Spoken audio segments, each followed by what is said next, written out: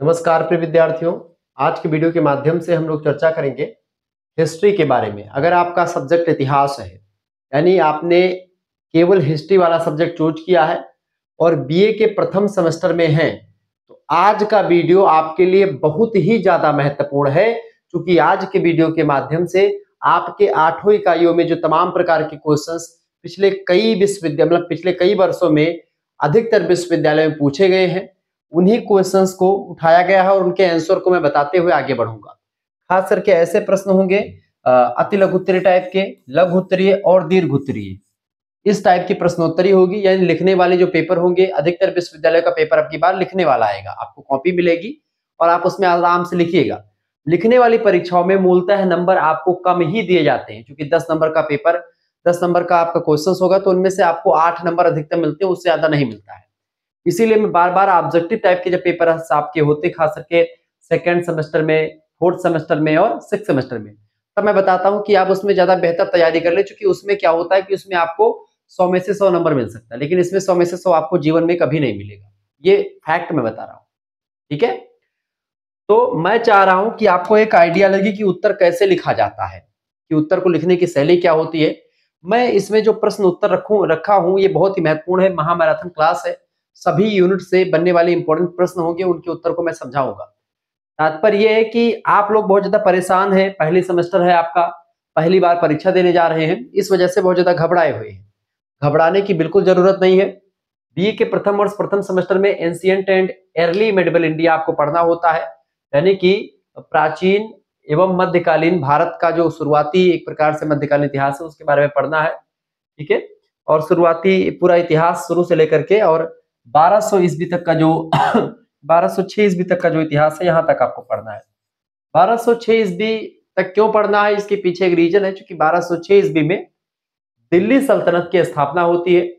कुतुबुद्दीन ऐबक ने दिल्ली सल्तनत की स्थापना की और उसके पहले तक हमको पढ़ना है, क्योंकि वहीं से आप देखते हैं मूलतः एक औपचारिक मध्यकाल की शुरुआत हो जाती है। वैसे तो 712 ईस्वी में आप देखेंगे, सबसे पहले मोहम्मद बिन कासिम जो होता है, ये विदेशी आक्रमणकारी तुर्क था, वहां से आया था।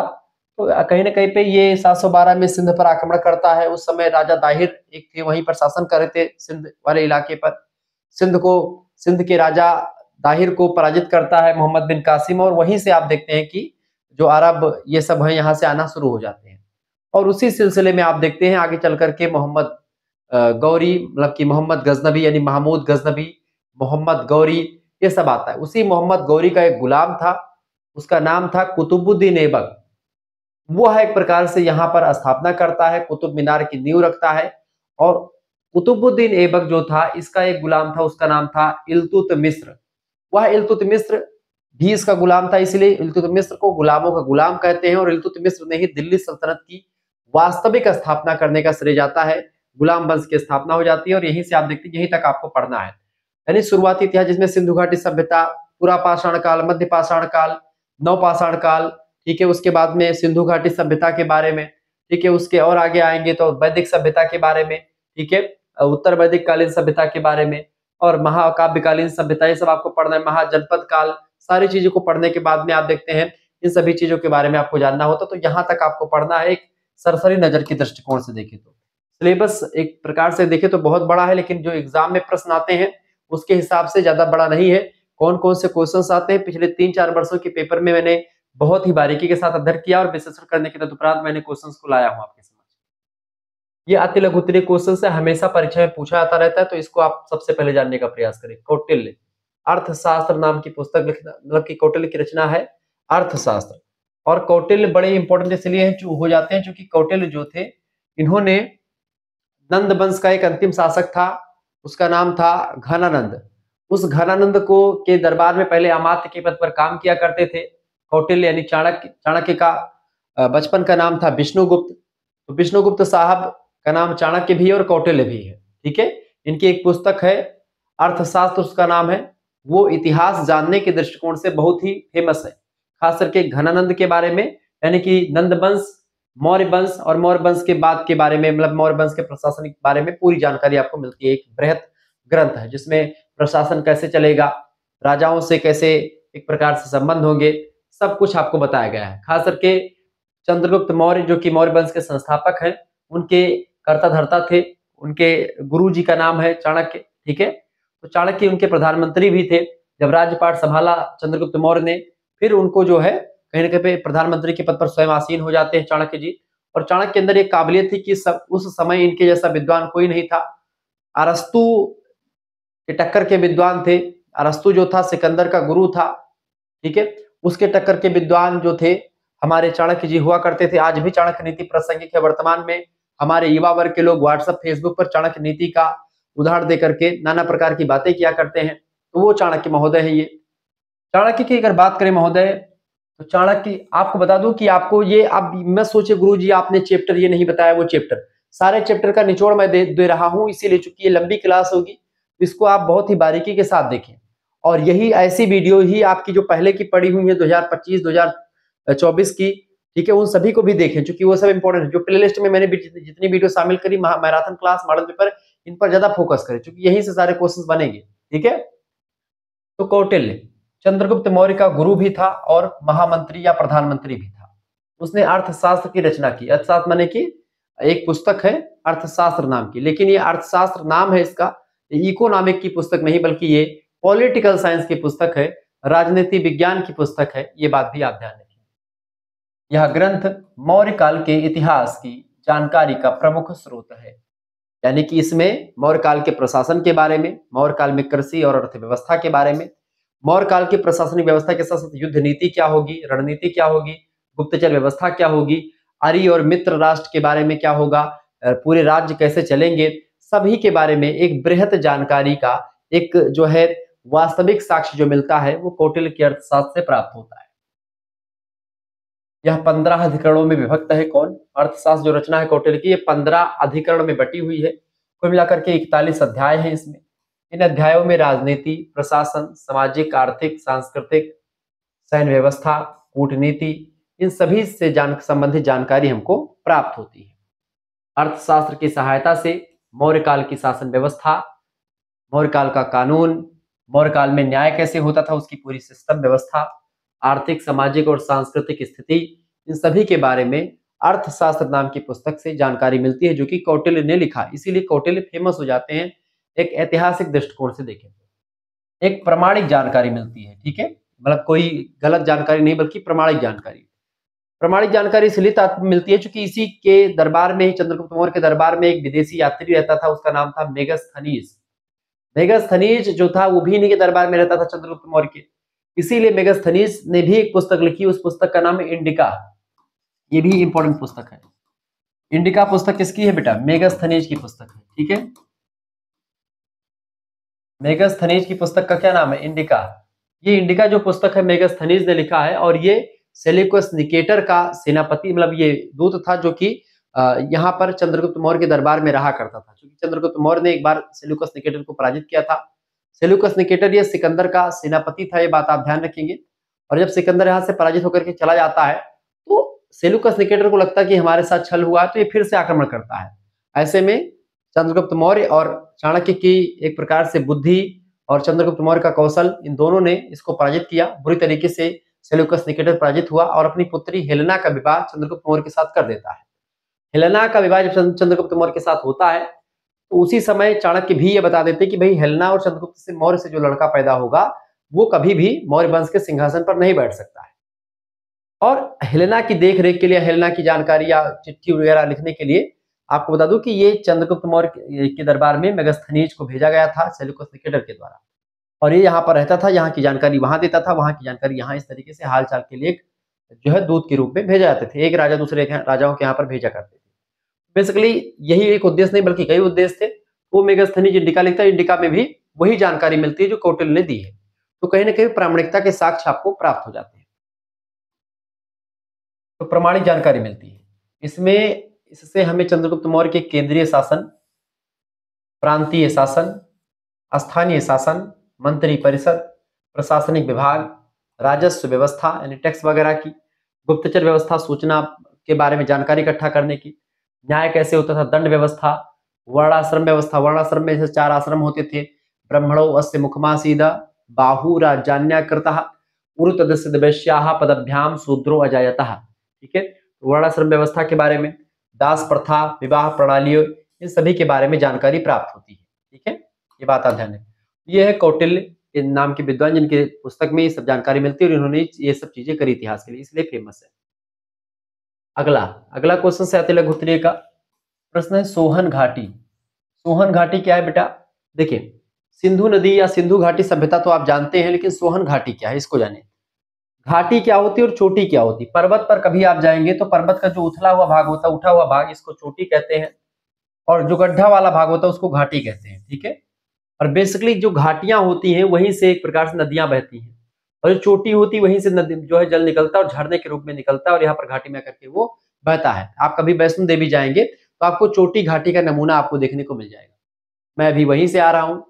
ठीक है, 2-3 दिन 5 दिन के लिए मैं गया था और मैंने उसका नजारा देखा। दूसरी बार था मेरा जम्मू कश्मीर का दौरा। ठीक है, चले तो सोहन घाटी सिंधु नदी की एक छोटी सी सहायक नदी का नाम है सोहन नदी। ठीक है, सोहन क्या है? सोहन एक नदी है जो कि सिंधु नदी की सहायक नदी है, जो पाकिस्तान में बहती है वर्तमान में। सोहन नदी की घाटी प्रागैतिहासिक अध्ययन और अनुसंधान की दृष्टि से विशेष प्रसिद्ध रही, क्योंकि यहाँ पर भी पुरानी सभ्यताओं का पता चला है। 1928 ईस्वी में D.H. वाडिया नाम के विद्वान ने, 1930 में K.R.U. टॉड ने, और 1935 में कैम्ब्रिज अभियान दल के हेलमुथ दे तेरा और T.T. पेटरसन, ऐसे तमाम प्रकार के विद्वानों ने, तमाम प्रकार के जो है दलों ने, आप देखते हैं कि सोहन घाटी के हिमायनों और प्रागैतिहासिक पुरावशेषों का विस्तृत विवरण प्रस्तुत किया। बताया कि भाई सोहन घाटी भी सिंधु घाटी सभ्यता जैसी ही एक सभ्यता है, और सोहन घाटी बेसिकली उसकी एक शाखा है, सिंधु नदी घाटी सभ्यता की एक शाखा के रूप में, जैसे कि मोहनजोदाड़ो की सभ्यता हम कहते हैं। तो ये सिंधु वाला जो एरिया, इसमें कई नदियां थी, तो हर एक सभ्यताएं नदियों किनारे विकसित हुई। तो सिंधु घाटी सभ्यता, चूंकि सिंधु नदी सबसे बड़ी नदी है, इसलिए उसको सिंधु घाटी सभ्यता कहा गया। बाकी और भी नदियों किनारे तमाम प्रकार के जो है प्रागैतिहासिक काल, मतलब आप देखते हैं सिंधु घाटी सभ्यता के तमाम प्रकार के अवशेष मिले हैं अलग अलग नदियों किनारे, अलग अलग नदियों किनारे तमाम प्रकार के शहर मिले हैं, वही सब चीजें। सोहन के बोल्डर कांगलोमरेट में तेतेरा और पेटरसन को बड़े बड़े पाषाण फलक प्राप्त हुए हैं। ये सब विद्वान हैं। बोल्डर कांगलोमरेट में देतेरा और पेटरसन, इन दोनों को क्या मिला? बड़े बड़े पत्थर मिले हैं, जो कि वो उस सभ्यता, प्राचीन सभ्यता के बारे में जानकारी देते हैं। इन प्राप्त उपकरणों को पुराविदों ने प्राक सोहन परंपरा के अंतर्गत रखा। सोहन नदी की प्रथम वेदिका से पेबुल उपकरण प्राप्त हुआ है, जिन्हें आदि सोहन के नाम से भी जाना जाता है। तो सोहन घाटी भी सिंधु घाटी की तरीके से एक छोटी सी सभ्यता थी। सिंधु घाटी सभ्यता एक बड़ी सभ्यता थी, लेकिन सोहन घाटी में भी कुछ सभ्यताएं विकसित थी, और उसी के बारे में सोहन घाटी में जानकारी मिलती है। आगे देखते हैं अगला प्रश्न, भारत में सामंतवाद का उदय कब हुआ? प्रश्न सपति लघुत्तरी में आपसे पूछा सकता है, भारत में सामंतवाद का उदय।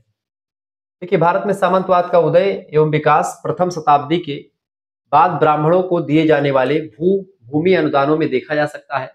गुप्त काल में उत्तर भारत में इनकी संख्या में वृद्धि हुई, जो बाद के काल में और बढ़ती गई। हर्षवर्धन के काल में नालंदा बौद्ध विहार को 200 गांवों का स्वामित्व प्राप्त था। तो सामंतवादी व्यवस्था जो होती है, यही होती है कि भाई जो है ब्राह्मणों को तमाम प्रकार के भूमि अनुदान में दी जाती थी, और कहीं ना कहीं पे ब्राह्मणों की या क्षत्रियों की उस पर एक पकड़ हो जाती थी भूमि पर। ठीक है, तो ये सब एक सामंतवादी व्यवस्था का उदाहरण है। तो मध्यकाल में सामंतवाद आपको देखने को मिलता है। अगला क्वेश्चन आप देखेंगे, संस्कार किसे कहते हैं? संस्कार की बात की है तो हिंदू धर्म ग्रंथों में संस्कारों की संख्या अलग अलग बताई गई है। अलग अलग धर्म सूत्रों में अलग अलग संस्कारों की संख्या बताई गई है, जिसमें आप देखेंगे सर्वोपरि या सर्वमत या सर्वसम्मति की बात करें तो 16 संस्कार बेसिकली बताए गए हैं, जैसे कि गर्भाधान संस्कार, पुंसवन संस्कार, चूड़ाकरण संस्कार, नामकरण संस्कार, उपनयन संस्कार, यज्ञोपवीत संस्कार, ऐसे तमाम प्रकार के। और लास्ट वाला संस्कार होता है अंत्येष्टि संस्कार, जो मृतक को के लिए भोजन वगैरह, जो तेरहवीं संस्कार वगैरह होता है, तो तेरही जो होती है अंत्येष्टि कहा जाता है। संस्कार शब्द पुण्य धातु से भय प्रत्यय के योग से निष्पन्न हुआ है, जिसका अर्थ होता शुद्धता से लगाया जाता है। ये धातु संस्कृत के धातु होते, जिन्हीं में कुछ प्रत्यय या उपसर्ग लगा करके शब्दों का निर्माण किया जाता है। संस्कार के लिए अंग्रेजी का सेक्रामेंट शब्द प्रयुक्त होता है। अंग्रेजी में कौन सा शब्द? सेक्रामेंट। इसका मतलब होता है धार्मिक विधान या धार्मिक नियम कायदा। साधारण रूप में इसका अर्थ होता है शुद्धि और स्वच्छता से। हिंदी में संस्कारों को संपन्न किए बिना मनुष्य का जीवन अपवित्र माना जाता है। ठीक है, चूंकि संस्कार मनुष्य को पवित्र करता है। आप यज्ञोपवीत की बात करते हैं, जो व्यक्ति यज्ञोपवीत नहीं धारण करता, चाहे वो ब्राह्मण हो, चाहे वह क्षत्रिय हो, चाहे वैश्य हो या शूद्र हो, उसको वेद पढ़ने का अधिकार नहीं दिया गया है हिंदू धर्म ग्रंथ के अनुसार। यज्ञोपवीत 6 धागा होता है जिसको आप पहनते हैं। यज्ञोपवीतम परमम पवित्रम प्रजापतेत सहजम पुरस्तात् आयुष्यमग्रम प्रतिमुक्ष शुभ्रम यज्ञोपवीतम बलमस्तु तेजः। यज्ञोपवीत जो होता है उसको पहनने से व्यक्ति पवित्र माना जाता है, यज्ञोपवीत हो जाती है और पवित्रीकरण उसका मंत्र हो जाता है, ओम अपवित्रः पवित्रो वा सर्व अवस्थाम गतो अपि वा या स्मरेत पुंडरीकाक्षम सा वाहि अभ्यंतरः शुचि। व्यक्ति बाहर और आंतरिक रूप से जब पवित्र होता है तभी उसको विद्याध्ययन का एक प्रकार से अधिकार दिया जाता है। ये सब संस्कार, ये सब उपनयन संस्कार के दौरान किया जाता है। जब गुरु के समक्ष एक छात्र जाता है उसी को उपनयन कहा जाता है, और यही प्रक्रिया के द्वारा व्यक्ति को यज्ञोपवीत भी धारण करवाया जाता है। ब्राह्मणों को 8 वर्षों पर यज्ञोपवीत पहनाया जाता है, क्षत्रियों को 10 वर्षों पर और वैश्यों को 12 वर्षों पर यज्ञोपवीत पहनने का विधान बताया गया है। शूद्रों को यज्ञोपवीत नहीं का विधान था, लेकिन जो शूद्र यज्ञोपवीत विधि विधान से करवाता था उसको ब्राह्मणों से भी उच्च, मतलब ब्राह्मणों के समकालीन माना जाता था। उसको भी वेद पढ़ने का अधिकारी माना जाता था जो व्यक्ति यज्ञोपवीत धारण करता था। कई सारे शूद्र का यज्ञोपवीत हुआ और उन्होंने वेद को पढ़ा, वेद के बारे में जाना। ठीक है, मेन चीज था यज्ञोपवीत जो व्यक्ति नहीं पहनता था उसको वेद छूने का अधिकार नहीं दिया जाता था। तो संस्कारों को संपन्न किए बिना मनुष्य का जीवन अपवित्र और अव्यवस्थित था। शरीर और आत्मा की शुद्धि तथा पवित्रता संस्कारों के माध्यम से ही संभव मानी जाती रही है, इसलिए संस्कार हिंदू धर्म के अनुसार बहुत ही जरूरी माने जाते हैं। ठीक है, यह है संस्कार के बारे में। तो ऐसे आपको लिखना है बस, और क्या है इसमें। अगला प्रश्न आपसे अति लघु उत्तरी में आएगा। आपने कुछ भी नहीं पढ़ा, आप इस वीडियो को देख करके जाएगा, बहुत कॉन्फिडेंस मिलेगा। महमूद गजनबी, महमूद गजनबी जो था, मोहम्मद गजनबी भी कहा जाता है, महमूद गजनबी बोलो या मोहम्मद गजनी बोलो, 17 बार भारत पर आक्रमण करता है, कई बार लूटता है। बेसिकली ये राज करने के लिए भारत में आक्रमण नहीं कर रहा था, ये एक लुटेरा था और धन लूटने के लिए भारत में बार बार आक्रमण कर रहा था।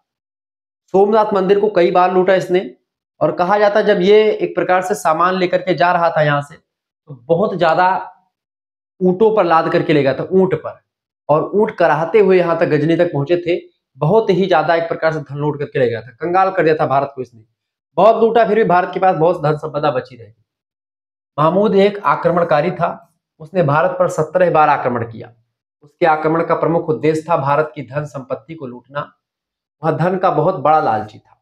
उसके आक्रमणों में 1025 ईस्वी का सोमनाथ पर आक्रमण बहुत महत्वपूर्ण माना जाता है। इस आक्रमण में हिंदुओं की पराजय हुई तथा मंदिर से अपार संपत्ति हाथ लगी, इसको लूट करके ले गया। कहा जाता है कि 200 ऊंट सोने चांदी के वजन से कराहते हुए गजनबी पहुंचे थे।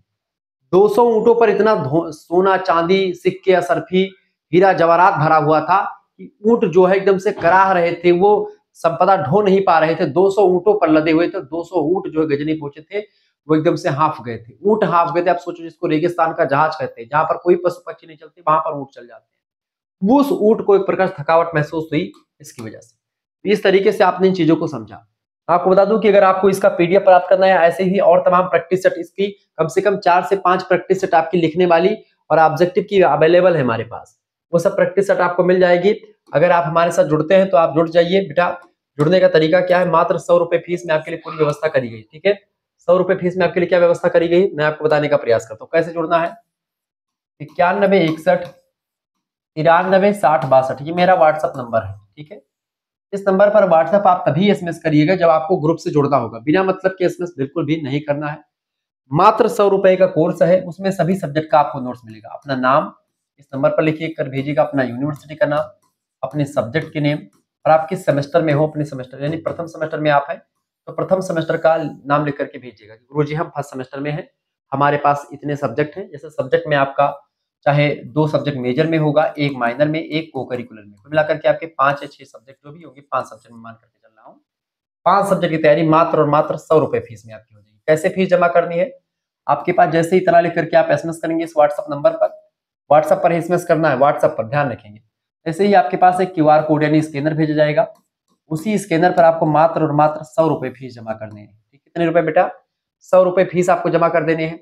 जैसे ही आप 100 रुपए फीस जमा करेंगे उसके बाद में जैसे आप ये फीस किसी दूसरे से भी जमा करवा सकते हैं। अगर आप नहीं चलाते ऑनलाइन माध्यम तो आप किसी दूसरे से भी फीस जमा करवा सकते हैं, ठीक है, या किसी दुकान से जाकर जमा कर सकते हैं। आपके सगा संबंधी कोई भी चलाता हो आप उससे जमा करवा सकते हैं। जैसे आप फीस जमा करेंगे उसके बाद में आपको आप स्क्रीनशॉट भेजेंगे, आपको व्हाट्सएप ग्रुप से जोड़ा जाएगा, ठीक है।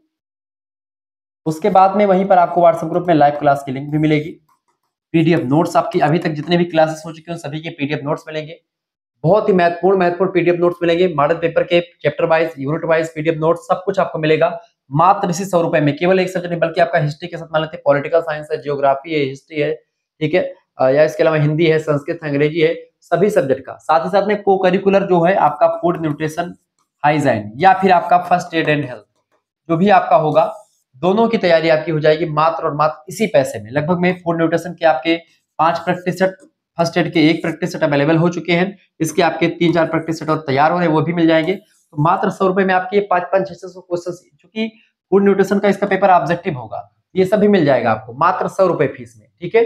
जो बच्चे जुड़ना चाहते हैं वो जुड़ सकते हैं। और एक चीज और आपके लिए, यहीं पर एक चीज और है, जो बच्चे हमारे चाहते हैं कि हम तो गुरुजी अभी पेपर आ चुका है तो पेपर की तैयारी तो मेरी हो ही जाएगी, साथ ही साथ में हम चाहते हैं गुरुजी आप ही से हम सेकंड सेमेस्टर भी साथ ही साथ में पढ़ लें, तो हमारे लिए अगर मैं फर्स्ट और सेकंड का एक साथ ज्वाइन करूं गुरुजी तो क्या हमारे लिए कोई छूट है? हाँ बेटा बिल्कुल आपके लिए छूट है। अगर आप पहला सेमेस्टर यानी फर्स्ट सेमेस्टर और सेकंड सेमेस्टर दोनों एक साथ ज्वाइन करते हैं 2 सेमेस्टर का, तो आपका फीस 200 रुपए नहीं लगेगा। इसके अलावा आपका फीस केवल और केवल 150 रुपए, यानी कि अगर आप फर्स्ट एंड सेकंड सेमेस्टर दोनों का ज्वाइन करेंगे एक साथ, आपका केवल 150 रुपए में हो जाएगा और आपको 6 महीने पूरा सेकंड सेमेस्टर पूरी तैयारी हो जाएगी, पूरा फर्स्ट सेमेस्टर आपकी तैयारी हो जाएगी, यानी कुल मिलाकर के आपका 150 रुपए में 2 सेमेस्टर की तैयारी हो जाएगी मात्र और मात्र 150 रुपए में। सभी सब्जेक्ट की आप सीरीज खरीदेंगे, किताब खरीदेंगे, बहुत महंगा पड़ जाएगा, लेकिन अगर आप हमारे वीडियोस को देखेंगे, पीडीएफ नोट्स को पढ़ेंगे, अलग अलग टाइप की चीजें आपको मिलेंगी, सब कुछ मिलेगा, एग्जाम पॉइंट ऑफ व्यू से इंपॉर्टेंट मिलेगा, पिछले साल के क्वेश्चन पेपर साल्फा में मिलेंगे, यानी एक बेहतर अंदाज में तैयारी आपको मिल जाएगी, कंटेंट मिल जाएगा, सभी सब्जेक्ट का मिल जाएगा, ठीक है। चलिए तुरंत एसएमएस कीजिए इस नंबर पर व्हाट्सएप पर, ठीक है, व्हाट्सएप पर एसएमएस करें और तुरंत जुड़ जाए मेरे साथ। मात्र और मात्र 100 रुपए, आप इधर उधर चले जाते समोसा खाने के लिए, बाहर निकलते हैं कुछ भी खरीद लेते, 100 रुपए तुरंत आपके खर्च हो जाते हैं, लेकिन अगर आप हमसे जुड़ेंगे तो बहुत ही प्रॉफिट में होंगे, बहुत ही आपका जबरदस्त तरीके से तैयारी होगी। टीजीटी पीजीटी आगे चल करके आपको पढ़ना, सही गाइडेंस आपको मिलता रहेगा, आप हमसे डायरेक्टली जुड़ पाएंगे, बहुत आपका फायदा होगा। तुरंत जुड़िए, देर न करें। ये परीक्षा सर पे, उसकी पूरी तैयारी आपकी, पूरी पूरी रणनीति बताऊंगा मैं आपको, कैसे कैसे क्या करना होता है, कॉपी कैसे लिखनी होती है, सब कुछ। अगला क्वेश्चन देखिए, मुद्रा राक्षस। मुद्रा राक्षस एक पुस्तक का नाम है जिसको लिखा है विशाख दत्त साहब ने, ठीक है। किसने लिखा है? विशाख दत्त ने। मौर्य वंश के इतिहास के बारे में अच्छी जानकारी देती है, ठीक है। यह विशाख दत्त के द्वारा रचित है। इस नाटक में मंत्री राक्षस महाराज को पदच्युत करने का उद्यम करता है। पदच्युत माने होता है जो महाराज होते हैं, ठीक है, मंत्री राक्षस महाराज को, महाराज राजा को उनके पद से हटाने का प्रयास करता है। पदच्युत माने होता है हटाना, ठीक है। राजा को उसके पद से हटाने का प्रयास कौन करता है? मंत्री करता है। किंतु कूटनीतिज्ञ चाणक्य के प्रयास से, चाणक्य जो कि कूटनीतिज्ञ हैं और उनके प्रयास से वह ऐसा नहीं कर पाता मंत्री। अंत में चाणक्य राक्षस को चंद्रगुप्त का मंत्री बनाने में सफल हो जाता है, ठीक है। और कहा गया कि राजधर्म की उपेक्षा करने वाले नंद यानी नंदों को सिंहासन से हटा दिया गया और इस प्रकार खाली हुए सिंहासन पर ब्रसल माने चंद्रगुप्त मौर्य का वृष यानी कि धर्म रूप से बैठाया गया। इस तरीके से आप देखते हैं ये चंद्रगुप्त मौर्य की कहानी बल्कि चाणक्य की कहानी है। और चाणक्य आप देखते हैं चाणक्य और नंद वंश के शासक अंतिम शासक घनानंद के बीच जो द्वंद्व हुआ था उसके बारे में कहानी बताती है इस पुस्तक में, इसके बारे में पूरी जानकारी मिलती है। नंद वंश का अंतिम शासक बड़ा ही वो था, विलासी शासक था नंद वंश का। घनानंद नाम का शासक था, उतना प्रतापी नहीं था, लेकिन हाँ प्रतापी तो था ही, भाई राजा था और नंद वंश का शासक था। नंद वंश उस समय चरमोत्कर्ष पर था, लेकिन चाणक्य उसका मंत्री हुआ करता था तब तक। जब चाणक्य उसका मंत्री हट गया उसके बाद में उसका जो है सम्राट धीरे धीरे ढहने लगा और चाणक्य की कूटनीति की वजह से उसको हटाया गया पद से और उस तरीके से चीजें आगे बढ़ी। चाणक्य को एक बार उसने जो है पैरों से अपने मार दिया था, कहा था कि भाई तुम्हारा कोई मतलब नहीं, तो वो वहीं से जो है वैमनस्यता फैलती है और चाणक्य की चोटी खुल जाती है। चाणक्य कहते हैं ये चोटी तभी बंधेगी जब जो है तुम्हारा विनाश मैं कर दूंगा।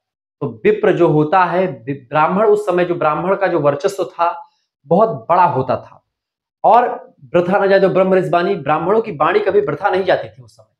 जो ब्राह्मण प्रतापी होता था, समर्थ को नहीं दो गुसाई, वो एक प्रकार से अपने आप को बहुत ही प्रतापी समझता था। तुलसीदास जी कहते हैं, इंद्र कुलिस ममसूल विशाला, काल दंड हरिचक्र कराला, जो इनकर मारा नहीं मरई, विप्र द्रोह पावक सो जरई। ब्राह्मणों का द्रोह कर लेने से व्यक्ति अग्नि के समान भस्म हो जाता है। अगर वह एक प्रकार सच्चा ब्राह्मण है, तो ब्राह्मणत्व का पालन अगर व्यक्ति करता है, वो कर्म से ब्राह्मण, जन्म से ब्राह्मण, दोनों टाइप का होना चाहिए। ऐसा नहीं कि हाँ भाई जन्म से ब्राह्मण है, वो कर्म बहुत बेकार कर रहा, तो वो ब्राह्मण ही नहीं है फिर। ऐसे वहां पर तो चाणक्य एक प्रतापी ब्राह्मण था। उसने कहा कि मैं तुम्हारा वंश समाप्त कर दूंगा, और समाप्त करके दिखाया। चंद्रगुप्त मौर्य, छोटा सा बच्चा, उसको उठा करके राजपद पर पूरा अखंड भारत का जो निर्माण करा, वो चाणक्य की सोच थी, चाणक्य की बुद्धि, चाणक्य का दिमाग था। अगला प्रश्न, चंद्रगुप्त मौर्य कौन था? चाणक्य का चेला चंद्रगुप्त मौर्य था।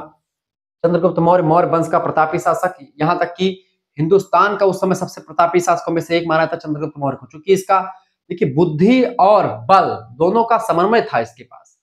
चंद्रगुप्त मौर्य के पास बुद्धि किसकी थी? चाणक्य की। और बल किसका था? चाणक्य का ही बल था। चाणक्य के द्वारा ही बुद्धि, बल और संपूर्ण कलाओं से इसको युक्त कर दिया गया था। चाणक्य इसके गुरु थे। चाणक्य उस समय के प्रोफेसर हुआ करते थे। प्राचीन भारत में साम्राज्यवाद के प्रथम संस्थापक, सिकंदर के सैनिकों को विगलित कर देने वाले, सेल्यूकस निकेटर को पराजित करने वाले विजेता, जिनकी आज्ञा का पालन हिमालय से लेकर के दक्षिण सागर के बाहर स्थित राजे महाराजे किया करते थे, उनकी गणना भारत के महानतम शासकों में की जाती है। उनका नाम है चंद्रगुप्त मौर्य। इनका जन्म हुआ था मुरा नाम की एक दासी से, जो नंद की रखेल थी, खास करके घरानंद की रखेल हुआ करती थी। उसी दासी, मुरा दासी से इसका जन्म हुआ था। किसी गणरीय ने उसका पालन पोषण किया, इसका चंद्रगुप्त मौर्य का। बाद में उसे किसी शिकारी ने खरीद लिया गणरीय से। एक दिन वहां खेल खेल में राजा बन बैठा, खिलाड़ी खेल ही रहा था, मतलब वहीं पर राजा बन गया। गणरीय मतलब चला रहे थे, भेड़ वगैरह चला रहा था, वहीं पर राजा बन गया। सभी को बताने लगा, ज्ञान देने लगा। दुर्भाग्य से, मतलब कि सौभाग्य से, एक दिन जब वो राजा बना, अन्य बालकों को उसने दूसरे पदों पर नियुक्त कर दिया, किसी को मंत्री, किसी को सैनिक, किसी को कुछ बना दिया। संयोग से इसी समय चाणक्य वहां पर पहुंच जाते हैं। चाणक्य ऐसी इसकी बुद्धि लब्धि को देखते हैं, इसके इंटेलिजेंस को पकड़ते हैं, जानते हैं, समझते हैं, और चंद्रगुप्त से अत्यधिक प्रभावित होते हैं चाणक्य, और कहते हैं यही व्यक्ति है जो भविष्य का राजा बनेगा। वहीं से चाणक्य जो है उस शिकारी को कुछ पैसे देकर के 1000 कसारपण, 1000 कसारपण मतलब 1000 सिक्का जो है उस समय चाणक्य ने उस शिकारी को दिया कि भाई ये बच्चा मेरे को दे दे, मैं इसका पालन पोषण करूंगा, और चंद्रगुप्त को खरीद लिया। और यहीं से शुरू होता है एक नया अध्याय इतिहास का, भारतीय इतिहास का, मौर्य वंश का इतिहास कहीं ना कहीं पे, जो कि स्वर्ण अक्षरों में लिखा जाता है। अगला क्वेश्चन साहब देखिए, तो ये था जो है चंद्रगुप्त मौर्य। अगला है आपका हर्षवर्धन कौन था? हर्षवर्धन वंश का या पुष्यभूति वंश का सबसे प्रतापी शासक था। राज्यवर्धन इनके बड़े भाई का नाम है, राजश्री इनकी बहन का नाम था, इनके पिताजी का नाम था प्रभाकर वर्धन। ठीक है, हिंदू सम्राटों में से अंतिम महान सम्राट थे हर्षवर्धन। बस मात्र एक राजा से पराजित हुए थे, उनका नाम था पुलकेशिन द्वितीय।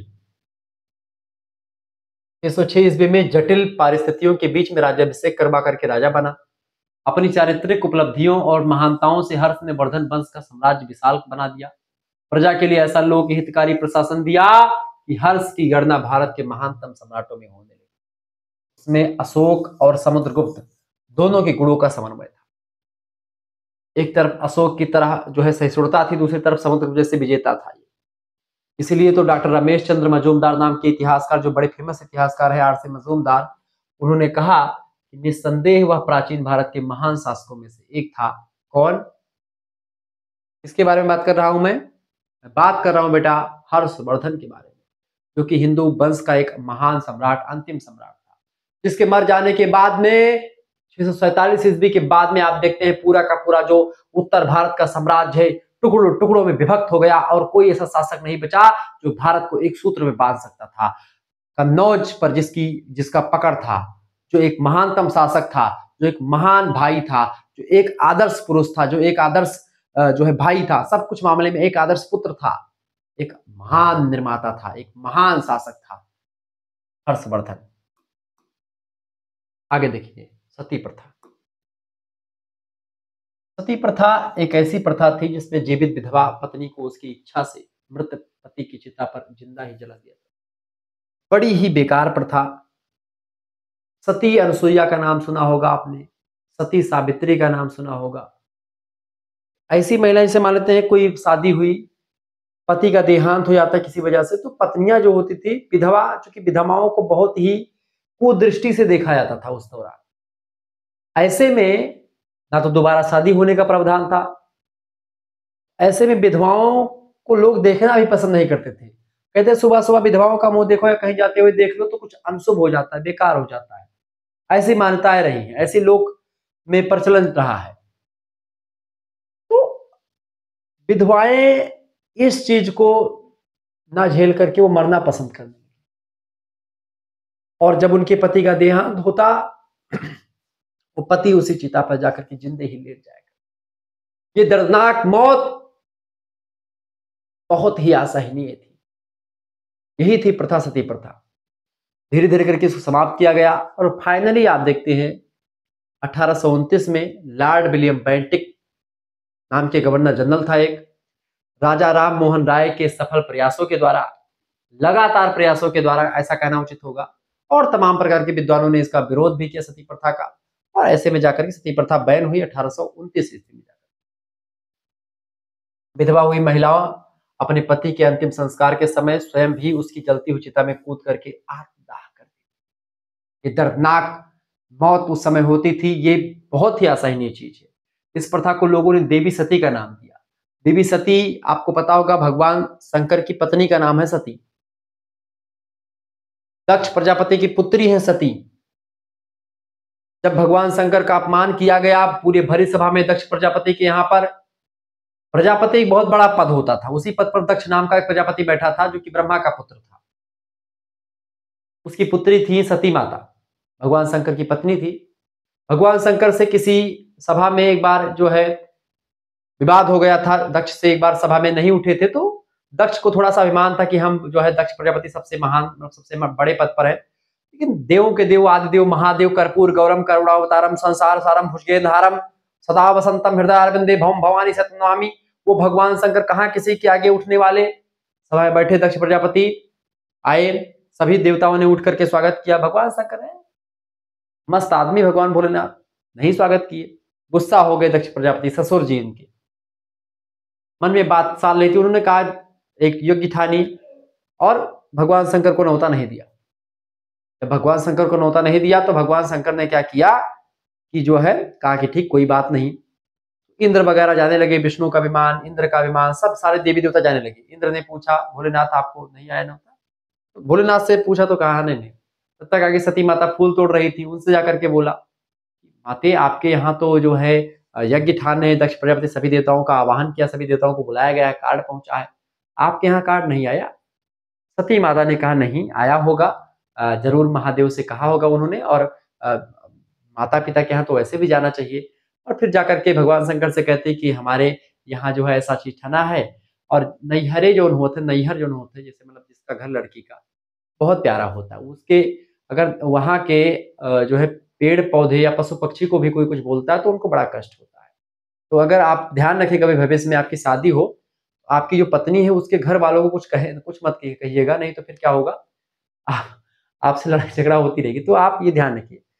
तो सती माता ने बार बार उनसे भोलेनाथ से कहा, भोलेनाथ ने कहा कि भाई देखिए जहां पर बुलाया ना जाए बिन बुलाए नहीं जाना चाहिए, चाहे वो कहीं पर भी ना हो, बिन बुलाए नहीं। और उस सभा में नहीं जाना चाहिए जहां पर आप पहुंच करके अपने आप को नीचा फील करें, ठीक है। भगवान शंकर ने मना कर दिया, लेकिन माता सती कहें कि नहीं मेरे पिताजी का घर है, मैं जाऊंगी, अपने घर में कौन सा बुलावा। भगवान शंकर ने कहा ठीक है। एक चौपाई तुलसीदास जी उस समय लिखते हैं, क्या लिखते हैं तुलसीदास जी महाराज, कहते हैं कि शिव संकल्प कीन मन माही यह तन सती भेंट अपना ही। शंकर भगवान जानते थे कि भाई अब इस तन से सती माता से भेंट नहीं होगी। माता सती पहुंचती है, वहां पर तमाम सारी क्रियाएं होती, लेकिन वो जो है भगवान शंकर को बुरा भला बोलता है दक्ष प्रजापति। ऐसे में माता सती जो है अपने पति की, और अगर पति के बारे में, अगर उनके घर में पति के बारे में कोई व्यक्ति बुरा बोलेगा तो बहुत कष्ट होगा, ससुराल के बारे में, दोनों स्थिति समझिए, दोनों घर उन्हीं का है। माता सती जो है इसी जो है अपमान को सह नहीं पाती हैं भगवान भोलेनाथ के, और उसी चिता में जो यज्ञ होती है उसी हवन कुंड में अपने आप को स्वाहा कर देती है, चल जाती है। और यही सती का नाम दिया गया यहाँ पर। देवी सती ने अपने पिता राजा दक्ष के द्वारा उनके पति शिव का अपमान न सह सकने के कारण से यज्ञ की अग्नि में जल करके अपनी जान दे दी थी। यही लिए एक प्रकार से बहुत सारे लोग जो है मतलब बहुत पत्नियां किया करते थे, लेकिन ये प्रथा बिल्कुल भी सही नहीं है। अब बिल्कुल खत्म भी हो गई 1829 के बाद से। तराइन का प्रथम युद्ध, देखिए तराइन का प्रथम युद्ध हुआ था 1191 ईस्वी में, पृथ्वीराज और मोहम्मद गौरी के बीच में हुआ। तराइन थानेश्वर और करनाल के बीच में पड़ता है, वहां पर दो युद्ध हुए। तराइन का प्रथम युद्ध 1191 में, जिसे पृथ्वीराज चौहान ने बुरी तरीके से पराजित किया मोहम्मद गौरी को। और तराइन का द्वितीय युद्ध हुआ 1 साल के बाद में इसी तराइन के मैदान में, ठीक है, करनाल और थानेश्वर के बीच में मैदान पड़ता है। और यहाँ पर पृथ्वीराज चौहान पराजित होते हैं, मोहम्मद गौरी कहीं न कहीं विजयी होता है। इसके बारे में अलग अलग जगहों पर अलग अलग चीजें मिलती है, विजयी हुआ नहीं हुआ बात की बात है, लेकिन यहाँ पर समझिए तो प्रथम युद्ध में क्या हुआ, तराइन के रण क्षेत्र में दोनों की सेनाओं के मध्य युद्ध हुआ। मोहम्मद गौरी घायल हो गया। यदि एक खिलजी सैनिक उसे लेकर के रणभूमि से भाग नहीं जाता तो वो मर जाता, क्योंकि खून इतना बह रहा था, गौरी की मृत्यु खून बहने से हो जाती। मोहम्मद गौरी बड़ी कठिनाई से अपनी मातृभूमि को पहुंच सका। इस पराजय से मोहम्मद गौरी की प्रतिष्ठा को गहरा धक्का लगा और बहुत ज्यादा एक प्रकार से लज्जा महसूस करने लगा। अब वो पूरा दिन रात अपना दूसरे युद्ध की तैयारी में लग गया और इस तरीके से तराइन का द्वितीय युद्ध क्या होता है 1192 में। अगला क्वेश्चन देखें दीर्घ उत्तरीय का। हर्ष और पुलकेशिन द्वितीय के मध्य युद्ध और तिथि का उल्लेख कीजिए। लघु उत्तरीय दीर्घ उत्तरीय किसी भी पूछा सकता है। हर्षवर्धन और पुलकेशिन द्वितीय। पुलकेशिन द्वितीय जो है चालुक्य वंश का शासक था, दक्षिण भारत का शासक। हर्षवर्धन पुष्पभूति वंश का, उत्तर भारत का शासक। उत्तर और दक्षिण में लड़ाई होती है। हर्षवर्धन प्रतापी शासक है, पुलकेशिन द्वितीय बहुत प्रतापी है। पुलकेशिन द्वितीय की सेना जीत जाती है, हर्षवर्धन पराजित हो जाते हैं, ठीक है।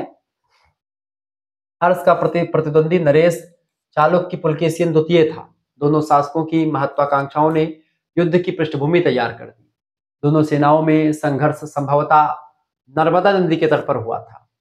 कोई स्थान पर हुआ था, इसका उल्लेख विद्वानों ने नहीं किया है, तो किसी स्थान पर हुआ था, नर्मदा नदी के किनारे ही हुआ था। युद्ध में विजय किसकी हुई यह निश्चित रूप से कहना कठिन है, लेकिन ह्वेनसांग के अनुसार हर्ष का चालुक्य नरेश पुलकेशिन द्वितीय से संघर्ष हुआ। इसमें हर्ष की अपार क्षति हुई, हर्षवर्धन पराजित हो गए। हर्ष पराजित हुआ तथा उसे पीछे हटना पड़ा। राजा शिलादित्य यानी हर्ष अत्यंत सैनिक शक्ति और सैनिकों के कौशल पर फूलता हुआ इस राजा पुलकेशिन के विरुद्ध लड़ा, परंतु ना तो उसे हरा सका और ना ही बंदी बना सका। 634 ईस्वी के रवि कीर्ति विरचित एहोल अभिलेख जो रवि कीर्ति ने लिखा है उससे ज्ञात होता है कि हर्ष और पुलकेशिन युद्ध हुआ, जिसमें हर्ष की हार हुई। इस तरीके से कई सारे विद्वानों के अनुसार हर्ष की हार बताई गई है। उतनी मतलब ये मृत्यु नहीं हुई, लेकिन हारा जरूर है। तदनुसार जिसके चरण कमलों पर अपरिमित समृद्धि से युक्त सामंतों की सेना नतमस्तक होती थी, उस हर्ष यानी आनंद युद्ध में मारे गए हाथियों का विभत्स दृश्य देख करके इसका जो हर्ष था वो खत्म हो गया, आनंद से खत्म हो गया, क्योंकि इसकी बहुत ज्यादा क्षति हुई थी। और इस तरीके से फिर संधि हो जाती, दोनों सेनाएं लौट जाती हैं, मतलब पराजय स्वीकार कर लेते हैं हर्षवर्धन। हर्ष एवं पुलकेशिन द्वितीय के मध्य युद्ध की तिथि के संबंध में विवाद है विद्वानों में, कोई कंफर्म नहीं कि कब हुआ था। वास्तव में 633 या 34 ईस्वी के एहोल अभिलेख में उल्लेख होने के कारण से यह निश्चित रूप से कहा जा सकता है कि 634 ईस्वी के पहले ही युद्ध लड़ा गया होगा, क्योंकि पहले युद्ध लड़ा गया होगा, उसके बाद में उसका उल्लेख किया गया होगा। 629 ईस्वी में वल्लभी नरेश दत्त द्वितीय का काल प्रारंभ होता है। इस काल के पश्चात ही हर्ष पुलकेशिन द्वितीय का युद्ध प्रारंभ होता है। अतः 630 से 634 ईस्वी के बीच में यह युद्ध कभी भी लड़ा गया होगा और नर्मदा नदी के तट पर लड़ा गया ऐसा बताया जाता है, ठीक है। ये था एक प्रकार से इसके बारे में जानकारी जो मैंने आपको बताई हर्षवर्धन पुलकेशिन द्वितीय के बारे में। आगे देखते हैं अगला प्रश्न। प्रतिहार नरेश वत्सराज पर एक संक्षिप्त टिप्पणी लिखिए। प्रतिहार नरेश गुर्जर प्रतिहार वंश का शासक था कौन? वत्सराज। नरेश माने होता राजा, प्रतिहार माने प्रतिहार वंश का था, ठीक है। तो गुर्जर प्रतिहार वंश का शासक था वत्सराज, उसके बारे में बताना है कौन था ये। देखिए देवराज की मृत्यु के बाद में उसकी रानी भूयिका, देवराज की पत्नी का क्या नाम था? भूयिका, भूयिका देवी, और देवराज और भूयिका देवी से उत्पन्न हुआ था वत्सराज। पुत्र वत्सराज जो था प्रतिहार राज्य के सिंहासन पर बैठा। जब इसके पिता की मृत्यु हो जाती देवराज की, अपने पिताजी के स्थान पर यह गद्दी पर बैठता है वत्सराज। प्रतिहार साम्राज्य को सुदृढ़ करने का श्रेय वत्सराज को ही दिया जाता है। उसे तत्कालीन भारत की उदीयमान शक्तियों, राष्ट्रकूटों और पालों से संघर्ष करना पड़ा तथा उसकी राजनीतिक प्रतिष्ठा को सभी समकालीन शक्तियों ने स्वीकार किया। पालों से भी संघर्ष किया और साथ साथ इसने जो है राष्ट्रकूटों से भी संघर्ष किया। राष्ट्रकूट, पाल, राष्ट्रकूट शासक, पाल शासक और प्रतिहार शासक, पाल, प्रतिहार और राष्ट्रकूट, इन तीनों का त्रिपक्षीय संघर्ष चल रहा था कन्नौज पर आक्रमण करने को लेकर के। क्योंकि हर्षवर्धन की मृत्यु जब हो जाती है उसके बाद में कन्नौज, जो कि एक ऐसा इलाका जहां से नदियां भी हैं, जहां से व्यापार अच्छा होता था विदेशों से, उसको कब्जाने के लिए तीनों वंश, खास करके पाल वंश, राष्ट्रकूट वंश और प्रतिहार वंश, इन सभी के शासकों ने लगातार कन्नौज को हथियाना चाहा। तो कन्नौज चूंकि बढ़िया जो है व्यवस्था थी, भौगोलिक दृष्टि से भी अच्छा जमीन था, उसी पर सभी लोग अपना शासन करना चाहते थे। लेकिन उसको हथियाने के लिए लगभग 200 वर्षों तक कठिन संघर्ष इन लोगों को करना पड़ा। इसी बीच आप देखते हैं यशोवर्मन जो है वो भी शासन करने चला आता है वहीं पर। बार बार कन्नौज को लेकर के युद्ध लड़ते रहते हैं गुर्जर प्रतिहार वंश के शासक, पाल वंश के शासक, जो गोपाल ने करी थी पाल वंश की स्थापना, बंगाल के पाल वंश, और जो है प्रतिहार शासक। ठीक है, तो पालों से संघर्ष किया था वत्सराज ने। जिस समय वत्सराज मालवा, दक्षिणी गुजरात और राजपूताना में अपनी शक्ति को संगठित कर रहा था, उसी समय धर्मपाल जो पाल वंश का शासक था, धर्मपाल भी उत्तर भारत में पाल शक्ति के विस्तार के लिए सचेष्ट था। इस संघर्ष में आक्रमणकारी वत्सराज ही था, क्योंकि उत्तर भारत में वत्सराज को चुनौती देने वाला केवल धर्मपाल ही था और कोई नहीं था उस समय। राष्ट्रकूट शासक गोविंद तृतीय और रघनपुर अभिलेखों से ज्ञात होता है कि गौड़ राज की राजलक्ष्मी पर सरलतापूर्वक अधिकार कर लेने के कारण से वत्सराज मदान हो गया रहा था। इस संघर्ष में वत्सराज विजयी रहा, पालों से, मतलब धर्मपाल से जीत गया, मतलब ये जीत गया था। ठीक है, धर्मपाल शासक जो पाल वंश के थे उनसे जीत गया था। राष्ट्रकूटों से भी इसका संघर्ष हुआ। प्रतिहार वत्सराज का समकालीन राष्ट्रकूट शासक था ध्रुव धारावंश। राष्ट्रकूट शासकों में कौन था? ध्रुव नाम का शासक। गोविंद तृतीय की बनी डिंडोरी तथा रघनपुर दानपत्रों से पता चलता है कि ध्रुव द्वारा पराजित वत्सराज आत्मरक्षार्थ राजपूताना के मरुस्थल में शरण लेने के लिए बाध्य हुआ। मतलब कि गोविंद तृतीय से पराजित हुआ था। गोविंद मतलब कि इसमें क्या नाम है, वत्सराज पराजित हो गया था किससे? राष्ट्रकूट शासक ध्रुव से, क्योंकि ध्रुव बहुत प्रतापी शासक था। राष्ट्रकूट शासक ध्रुव से पराजित कौन हुआ था? ये वत्सराज, जो कि गुर्जर प्रतिहार वंश का शासक था। ये जाकर के राजपूताना का जो गुजरा, मतलब जो मरुस्थल का इलाका, वहां पर जाकर के शरण लेता है। साथ ही प्रतिहार नरेश वत्सराज से उन दोनों श्वेत राज छत्रों को छीन लिया गया, जिससे उसने धर्मपाल को पराजित करके प्राप्त किया था। तो सारे जो मुकुट वगैरह जो उसने धर्मपाल को जीत करके लिया था, उसको ये ध्रुव धारावर्ष ने उसको छीन लिया था। ठीक है, यहाँ पर आप देखते हैं, यहाँ पर एक श्लोक है, गौडियम सर इंदुपाद धवलम छत्रद्वयम केवलम तस्मान्न हुता तस्यसो अपि ककुभम प्रांते स्थितम तत्क्षणात्। यानी कि इस प्रकार ध्रुव से पराजित होकर के उसे राजपूताना के मरुस्थल में शरण लेनी पड़ी वत्सराज को, और ध्रुव वत्सराज को पराजित करके अपनी राजधानी मानखेड़ परावर्तित कर लेता है। इस तरीके से राष्ट्रकूट शासक ध्रुव जो है वत्सराज जो प्रतिहार वंश का शासक था उसको पराजित करता है। प्रतिहार वंश का शासक वत्सराज ने पाल वंश के शासक धर्मपाल को पराजित करके जो मुकुट प्राप्त किया था, उसको भी जो है राष्ट्रकूट शासक ध्रुव ने प्राप्त कर लिया जीत करके।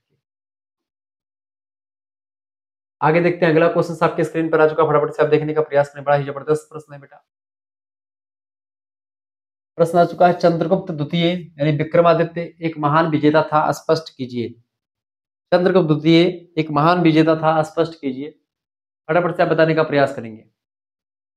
चंद्रगुप्त विक्रमादित्य एक महान विजेता था। उसने निम्नलिखित सैनिक अभियान चलाए, जैसे कि गणराज्यों पर विजय। चंद्रगुप्त द्वितीय के समय अनेक गणराज्य थे जो इतने दुर्बल और छोटे थे कि वे विदेशी आक्रमणकारियों का सामना करने में बिल्कुल भी असमर्थ हुआ करते थे। अतः चंद्रगुप्त द्वितीय ने, यानी चंद्रगुप्त विक्रमादित्य जिनको कहा जाता है, उन्होंने सभी गणराज्यों को जीत करके अपने साम्राज्य में मिला लिया और कहा कि भाई आप हमारे अंडर में रह करके काम करें, हम आपको आपकी रक्षा करेंगे, क्योंकि यह विदेशी सत्ता आपको कभी भी आक्रमण करके आपको जीत सकती है, इसलिए आप हमारे अंडर में काम करें। उसके बाद में गणराज्यों को पहले इकट्ठा किया चंद्रगुप्त विक्रमादित्य ने। उसके बाद में क्या किया? शकों पर विजय प्राप्त करी। शक शासक भी थे, उन पर आक्रमण किया। चंद्रगुप्त द्वितीय ने एक विशाल सेना लेकर के शकों पर आक्रमण किया और शक क्षत्रप रुद्र सिंह तृतीय को पराजित किया। क्योंकि शकों के राजा थे कौन?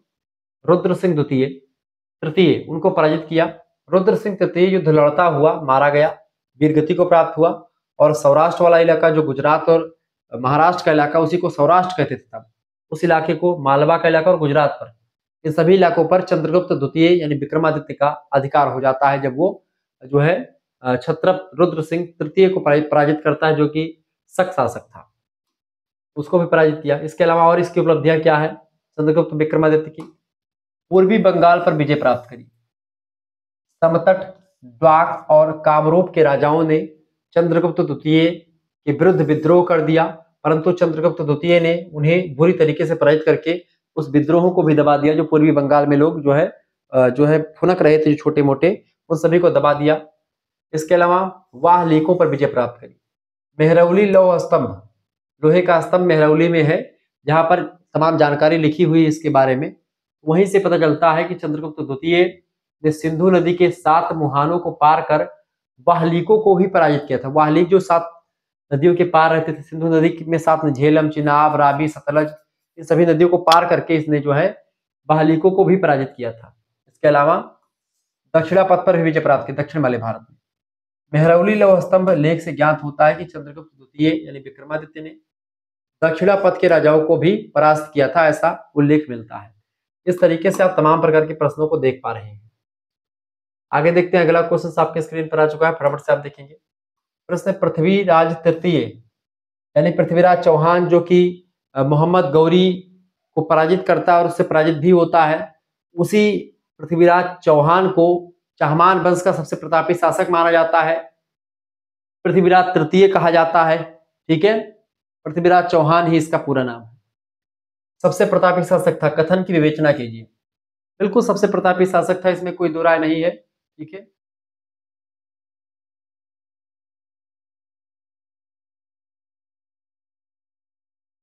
देखिए पृथ्वीराज तृतीय यानी कि पृथ्वीराज चौहान चौहान वंश का सबसे प्रतापी शासक था, बिल्कुल था। सोमेश्वर, तो यही सिद्ध करना कि हाँ ये था, तो कैसे था उसी के बारे में बताना कि ये सबसे प्रतापी शासक कैसे था। देखिए सोमेश्वर की मृत्यु 1177 ईस्वी में हो जाती है। उसके बाद में उसका अल्पवयस्क पुत्र, सोमेश्वर के पुत्र है कौन? पृथ्वीराज चौहान। ठीक, किसके पुत्र हैं? सोमेश्वर के। सोमेश्वर की मृत्यु कब होती है? 1177 ईस्वी में सोमेश्वर की मृत्यु होती है। उसके बाद में उसका पुत्र जो छोटा सा ही रहता है, अल्पवयस्क रहता है, अल्पवयस्क पुत्र पृथ्वीराज तृतीय चहमान वंश के सिंहासन पर बैठता है। पृथ्वीराज तृतीय प्रारंभिक शासनकाल उथल पुथल का काल था। सिंहासन पर बैठते ही अल्पवयस्क पृथ्वीराज चौहान को बाह्य एवं आंतरिक शत्रुओं का सामना करना पड़ा। अपनी विजय के प्रथम चरण में स्वजनों के विरोध से मुक्ति पाई, द्वितीय चरण में उसने पड़ोसी राज्यों का दमन किया और तृतीय चरण में उसे विदेशी आक्रमण का सामना करना पड़ा, जिसके फलस्वरूप उसके विजय नीति की आभा क्षीण हो जाती है। इस प्रकार सर्वप्रथम उसने नागार्जुन के विद्रोह का दमन किया, भड़ानकों का भी दमन किया। तत्पश्चात चंदेल राज्य पर आक्रमण किया। चहमानों ने चंदेलों की राजधानी महोबा पर भी विजय प्राप्त कर ली तथा पराजित परमर्दी देवबर्मन जो थे उनको संधि करनी पड़ी, परंतु चहमान इस विजय का अस्थायी लाभ नहीं उठा सके। इसी प्रकार गुजरात के चालुक्यों और चहमानों की शत्रुता काफी पुरानी थी। दोनों के मध्य 1184 ईस्वी के आसपास नागौर में निर्णायक युद्ध शुरू हुआ, जिसमें कोई निर्णय नहीं निकला और 1187 ईस्वी में दोनों राज्यों के मध्य संधि हो जाती है। इसी प्रकार चहमान गढ़वाल शत्रुता की पुरानी थी, जिसका तात्कालिक कारण संयोगिता का अपहरण था। गढ़वाल वंश के शासक थे, उनका नाम था जयचंद। जयचंद की पुत्री का नाम था संयोगिता। संयोगिता प्रेम करती थी मन ही मन पृथ्वीराज चौहान से। अब मूवी देखिएगा पृथ्वीराज चौहान, अक्षय कुमार साहब ने बनाई है, उसमें आपको जानकारी मिलेगी। संयोगिता का हरण कर लेते हैं और वहीं से आप देखते हैं और दुश्मनी बढ़ जाती है। परिणाम यह हुआ कि दोनों राज्यों की धन जन की अपार क्षति हुई। यद्यपि मोहम्मद गौरी के विरुद्ध तराइन के प्रथम युद्ध में पृथ्वीराज चौहान की विजय हुई, परंतु द्वितीय युद्ध में पृथ्वीराज को मुंह की खानी पड़ी। इस प्रकार तराइन के द्वितीय युद्ध ने पृथ्वीराज चौहान की पराजय और मुसलमानों की विजय सुनिश्चित कर दी और चहमानों का 250 वर्षों का जो पुराना साम्राज्य था वो समाप्त हो जाता है और यहीं से हिंदू सत्ता जो एकदम से ढह जाती है और मुस्लिम सत्ता का उत्कर्ष होता है। और मोहम्मद गौरी जब मतलब पराजित कर देता है इनको, उसके बाद से आप देखते हैं उसका जो गुलाम है मोहम्मद बिन तुगलक, वो शासन मतलब मोहम्मद बिन क्या नाम है उसका, कुतुबुद्दीन ऐबक, वो एक प्रकार से शासन संभालता है। उसको देख के मोहम्मद गौरी लौट जाता है और उसके बाद इल्तुतमिश हो गया, इल्तुतमिश वगैरह शासन करना शुरू कर देते हैं। इस प्रकार पृथ्वीराज तृतीय योग्य प्रशासक, वीर और साहसी योद्धा था। वह विद्वानों का आश्रयदाता था। अंततः यह कह सकते हैं कि पृथ्वीराज तृतीय चहमान वंश का सबसे प्रतापी शासक था। यदि वह जीवित रहता तो मुस्लिम साम्राज्य की स्थापना ना हो पाती। ठीक है, पृथ्वी मोहम्मद गौरी को पराजित कर देता, मार देता, काम खत्म होता। आज जो मुगल काल और ये मुस्लिम काल आप पढ़ रहे हैं, ये बिल्कुल भी आपको नहीं पढ़ना पड़ता। ठीक है, तो मुगल आक्रांता या फिर जो ये तुर्क आक्रांता थे, इनको एक प्रकार से कहने के पृथ्वीराज चौहान ने रोक रखा था और इसकी मृत्यु के बाद आप देखते हैं ये पूरा का पूरा सब ढह गया। ये सब प्रश्न परीक्षा में आते रहते हैं, बात आप ध्यान रखेंगे। आगे देखिएगा, अगला प्रश्न आ चुका, हर्ष की सांस्कृतिक उपलब्धियों पर प्रकाश डालिए। हर्षवर्धन की सांस्कृतिक उपलब्धियां। देखिए, हर्ष एक महान साहित्यकार था। वह साहित्य और विद्या का संरक्षक भी था। उसने नागानंद, प्रियदर्शिका और रत्नावली ये 3 श्रेष्ठ नाटकों की रचना भी की। उसकी राज्यसभा में बाणभट्ट, जो कि हर्ष चरित नाम की एक रचना लिखते हैं, बाणभट्ट भी इन्हीं के दरबार में रहा करते थे। इसके अलावा बाणभट्ट के अलावा मतंग, ठीक है, मतंग दिवाकर और मयूर नामक प्रसिद्ध विद्वान हर्षवर्धन के दरबार में रहा करते थे। विद्या के क्षेत्र में भी उसने बड़ा सहयोग दिया। नालंदा विश्वविद्यालय, जो कि शिक्षा का प्रधान केंद्र था उस समय समय पर वह उसे आर्थिक सहायता भी प्रदान किया करता था। हर्षवर्धन जो है नालंदा विश्वविद्यालय को काफी कुछ जो है डोनेशन वगैरह दिया करता था। सांग नाम का जो है इतिहास मतलब चीनी इतिहासकार है, जो कि भारत में पढ़ने के लिए आया था। वो एक प्रकार से सी यूकी नाम की पुस्तक लिखता है। कौन सी पुस्तक? सी यू की पुस्तक लिखता है। इस पुस्तक में उसने भारत के बारे में बढ़िया जानकारी दी और चंद्रगुप्त मतलब क्या नाम है इसका, हर्षवर्धन के बारे में बढ़िया जानकारी देता है। कौन? सांग। ठीक है, बात आप ध्यान रखेंगे। सांग के अनुसार विश्वविद्यालय के विद्यार्थियों के लिए 200 गांव दान दिया था। किसने? हर्षवर्धन ने। धुरंधर पंडित और विद्वान नालंदा में अध्यापन कार्य भी करते थे। इसमें लगभग 1000 अध्यापक, 10,000 विद्यार्थी नालंदा यूनिवर्सिटी में रहा करते थे, पढ़ाई अध्ययन अध्यापन किया करते थे। विश्वविद्यालय का उद्देश्य था क्रोध को क्षमा से जीतो, कृपण को अधिक दान देकर के जीतो। कृपण माने जो बहुत ज्यादा एक प्रकार से कृपण हो, बहुत ज्यादा कम खर्चीला हो, बहुत ज्यादा कंजूस हो। असत्य बोलने वाले को सत्य से जीतो। ऐसे तमाम प्रकार की चीजें यहाँ पर बताई जाती थी और हर्षवर्धन ने बहुत कुछ किया इसके लिए, इसीलिए यह कला और संस्कृति का संरक्षक भी था। क्रोध को किससे जीतो? क्षमा से जीतो। कृपण को अधिक दान देकर के जीतो। असत्य बोलने वाले को सत्य से जीतो। हर्ष के दरबार में कवि बाणभट्ट को प्रथम स्थान प्राप्त था, प्रश्रय प्राप्त था, जिसकी रचनाएं कादम्बरी और हर्षचरित संस्कृत साहित्य में विशिष्ट स्थान रखती हैं। चंडी शतक और पार्वती परिणय नामक ग्रंथ भी बाणभट्ट के द्वारा लिखे गए। हर्षकालीन अन्य लेखकों में भर्तृहरि नाम का विशेष उल्लेखनीय, भर्तृहरि एक लेखक भी है और मतलब ये भी संस्कृत के बढ़िया लेखक है। भर्तृहरि नीति शतकम नाम की रचना लिखी है। 10 कुमार चरित का लेखक दंडी भी इसी काल का माना जाता है। दंडी जो है एक आचार्य भी थे जिन्होंने काव्य शास्त्र का बढ़िया रचना लिखी है। तो कहीं ना कहीं पे ये सारे विद्वान जो है हर्षवर्धन के दरबार में ही रहा करते थे। आगे बढ़ते हैं, अगला क्वेश्चन आप देखेंगे। अगला प्रश्न है आपका, अशोक के साम्राज्य विस्तार का विवेचन कीजिए।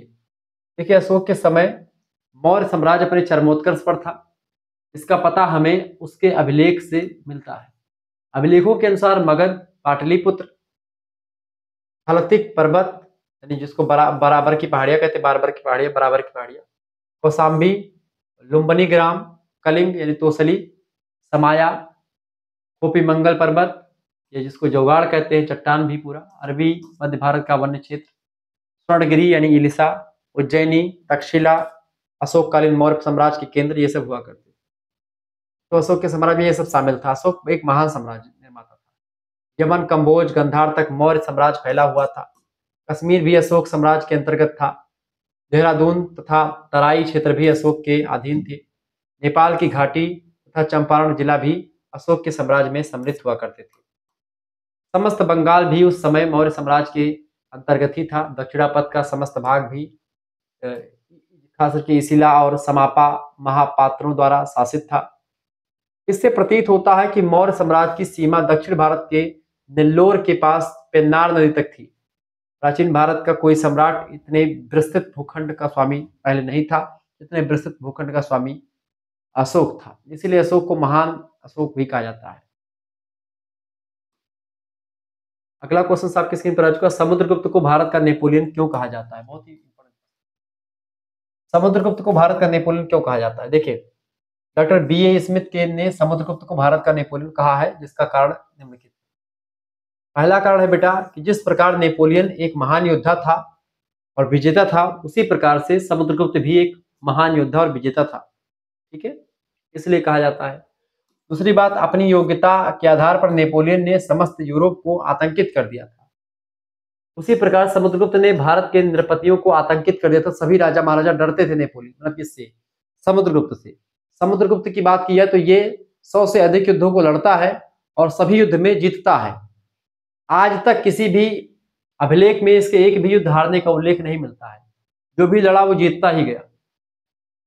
अनेक राजाओं ने समुद्रगुप्त की अधीनता उसी प्रकार स्वीकार की जैसे नेपोलियन की अधीनता स्पेन, हॉलैंड, इन सभी ने स्वीकार की। यहां तक कि नेपोलियन हारता भी, वाटरलू के युद्ध में नेपोलियन की बुरी तरीके से हार हुई, पराजित हुआ, लेकिन समुद्रगुप्त एक भी युद्ध नहीं हारा। समुद्रगुप्त कहीं अधिक विद्वान, कहीं अधिक बलशाली, कहीं अधिक पराक्रमी, कहीं अधिक योद्धा था समुद्रगुप्त से, और समुद्रगुप्त जो है कहीं अधिक था नेपोलियन से। तुलना कुछ विद्वान, क्योंकि विदेशी विद्वान है तो विदेशों से तुलना कर दिए हैं, लेकिन ये तुलना बिल्कुल भी सटीक नहीं है। बहरहाल समुद्रगुप्त बहुत आगे का व्यक्ति है। समुद्रगुप्त बहुत आगे का व्यक्ति है। नेपोलियन बहुत छोटा व्यक्ति उसके सामने। नेपोलियन से काफी प्रवीण योद्धा थे समुद्रगुप्त जी। नेपोलियन की भांति समुद्रगुप्त की अनेक विदेशी राजाओं, खासकर शक, कुषाण आदि ने अधीनता स्वीकार कर ली थी। इस तरीके से जो है समुद्रगुप्त जो है नेपोलियन से कहीं आगे की सोचता था, कहीं अधिक विद्वान था, कहीं अधिक प्रतापी शासक था। इस प्रकार डॉक्टर बी.ए. स्मिथ का कहना है कि समुद्रगुप्त ने नेपोलियन की भांति जीवन भर युद्ध किए और विशाल साम्राज्य स्थापित किया। यद्यपि नेपोलियन को वाटरलू के युद्ध में पराजित भी होना पड़ा और उसे अपने पतन का सामना भी करना पड़ा, परंतु समुद्रगुप्त ने कभी पराजय का मुंह नहीं देखा, कभी भी हारा नहीं। वो समुद्रगुप्त, वो महान शासक था। ठीक है, आगे देखते हैं। अगला क्वेश्चन आपके स्क्रीन पर आ चुका है। सिंधु घाटी सभ्यता पर संक्षिप्त निबंध लिखिए। देखिए, प्रागैतिहासिक काल में लोग पत्थर से बने औजारों और शास्त्रों का उपयोग करते थे। इसके बाद लोगों ने धातुओं का उपयोग प्रारंभ कर दिया। तांबा ऐसी पहली धातु थी जिसका उपयोग व्यक्ति ने औजार बनाने के लिए किया सिंधु घाटी सभ्यता में। धीरे धीरे भारतीय उपमहाद्वीप में अनेक ऐसी सभ्यताओं का विकास हुआ जो पत्थर और तांबे के औजारों के उपयोग पर आधारित थी। वो इस प्रयोजन के लिए कांसे का उपयोग भी करती थी, जो तांबा और रांगा का बना होता था। कांसा, टिन को रांगा कहते हैं, कांसा माने कांच, तो इन सभी का मिलाकर के बनता था। इतिहास में इस क्षण को ताम्र पाषाण युग के नाम से जानते हैं, सिंधु घाटी सभ्यता को। भारत में ताम्र पाषाण काल का सर्वाधिक उदीयमान अध्ययन है हड़प्पा की सभ्यता, जिसे सिंधु घाटी सभ्यता के नाम से भी जाना जाता है। ताम्र पाषाण, तांबा और पाषाण का युग जो है यहाँ पर हड़प्पा सभ्यता दो महत्वपूर्ण स्थलों की खुदाई खास करके 1920 और 22 में की गई। पहला था रावी नदी के किनारे बसा हुआ हड़प्पा और दूसरा था सिंधु नदी के किनारे बसा हुआ मोहनजोदड़ो। रावी की नदी के तट पर कौन है? हड़प्पा स्थल था, उसकी खुदाई हुई, वहां से जानकारी मिली। और सिंधु नदी के तट पर है मोहनजोदड़ो, उसकी खुदाई हुई, वहां से तमाम जानकारी मिली। पुरातात्विक खोजों के आधार पर हड़प्पा की सभ्यता को आज से 2600 ईसा पूर्व से लेकर के 1900 ईसा पूर्व पुराना माना जाता है। इसे सिंधु घाटी की सभ्यता भी कहते हैं, क्योंकि प्रारंभ में इसकी जितनी भी बस्तियों की खोज हुई वे सभी सिंधु नदी या इसकी सहयोगी नदियों के किनारे ही मिली। ठीक है, इसके आसपास के मैदानों में स्थित थी, परंतु बाद में इसे हड़प्पा सभ्यता के नाम से जाना गया, क्योंकि हड़प्पा ही वही पहला स्थान था जिससे इस सभ्यता का अस्तित्व प्रकाश में आया। सबसे पहले हड़प्पा जो है शहर ही बसा था, इसलिए इस सभ्यता को हड़प्पा की सभ्यता भी कहते हैं। मोहनजोदड़ो से बहुत सारे अवशेष मिले हैं, इसलिए मोहनजोदड़ो की सभ्यता भी कहते हैं। ठीक है। पुरातात्विक अन्वेषणों से पता चलता है कि इस सभ्यता का विकास या विस्तार सिंधु नदी के मैदानी भागों से लेकर के गुजरात के लोथल तक फैला हुआ था और कालीबंगा तक फैला हुआ था। गुजरात के स्थान है। यह भारत की प्रथम नागरिक सभ्यता थी, नगरीय सभ्यता थी, नागरिक सभ्यता थी, कुछ भी कहे। मेसोपोटामिया तथा मिस्र की समकालीन सभ्यता थी। जितनी पुरानी मेसोपोटामिया मिस्र की सभ्यता है, उतनी ही पुरानी सिंधु घाटी की सभ्यता थी। हड़प्पा कालीन लोगों के जीवन और सभ्यता के विकास के बारे में जो जानकारी मिलती है, वह सिर्फ पुरातात्विक खुदाइयों पर ही आधारित है। इसके बारे में कोई लेख नहीं मौजूद है, क्योंकि उस काल की लिपि को अभी तक कोई पढ़ नहीं पाया है।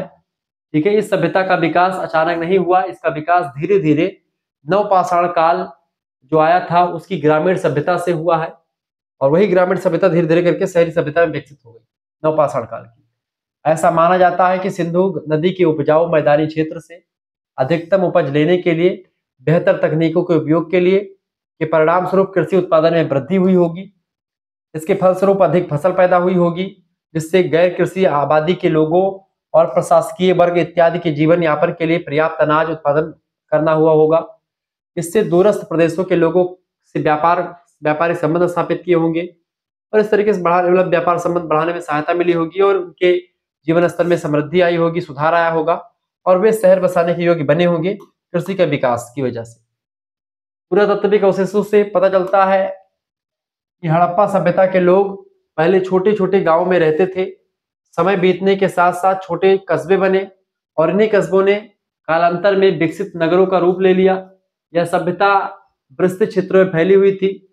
इसमें भारत के राजस्थान, हरियाणा, पंजाब, गुजरात, महाराष्ट्र तथा पश्चिमी उत्तर प्रदेश तथा पाकिस्तान और अफगानिस्तान के कुछ भाग सम्मिलित थे इस सभ्यता के अंतर्गत। यह सभ्यता न केवल सिंधु घाटी की सभ्यता बल्कि कई नदियों की सभ्यता कही जा सकती है, क्योंकि कई नदियों के क्षेत्र में आप देखते हैं इसकी सभ्यता की जो स्थल थे विद्यमान है। यह सभ्यता बहुत पुरानी और बहुत प्राचीन सभ्यता थी। यहाँ के नगर, यहाँ की जो एक प्रकार सड़कें हैं, सब एकदम से व्यवस्थित क्रम में आपको मिलती है। मोहनजोदड़ो इस सभ्यता का प्रमुख स्थल था तथा अधिकांश आबादी इसी क्षेत्र में स्थित थी।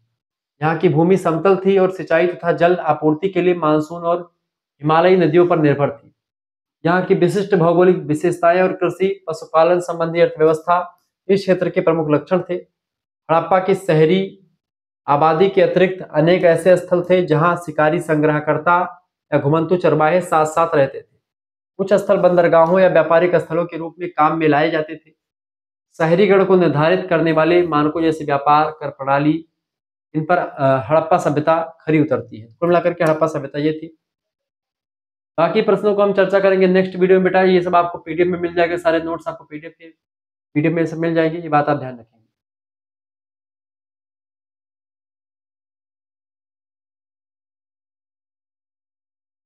देख ही लेते हैं, चलिए थोड़ा सा बचा हुआ इसको पढ़ लेते हैं।